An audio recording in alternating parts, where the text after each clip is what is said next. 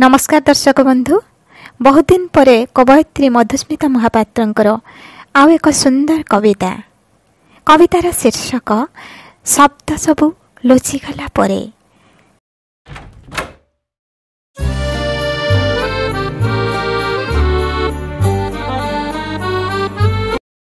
शब्द सबु अंधार घेरी रे लुचिगला परे, शब्द सबु अंधार घेरी रे लुचिगला परे ए काहा आगमनी।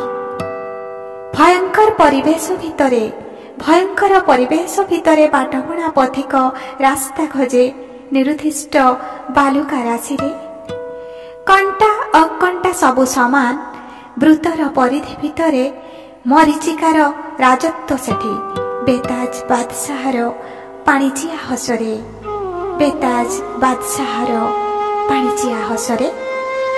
अस्तव्यस्त धूसर पृथ्वीटा निर्जीव प्राय पड़ी रहे, अस्तव्यस्त धूसर पृथ्वीटा निर्जीव प्राय पड़ी रहे। परिचय विहीन बाटहुड़ा पथिक केते अबा झुंटिब, धक्का मारी बसी पड़े दूर कुड़ियार माटी बारंडारे। शब्द सबु बुली आसी एठी बंधा पड़ती, शब्द सबु बुली आसी एठी बंधा पड़ती।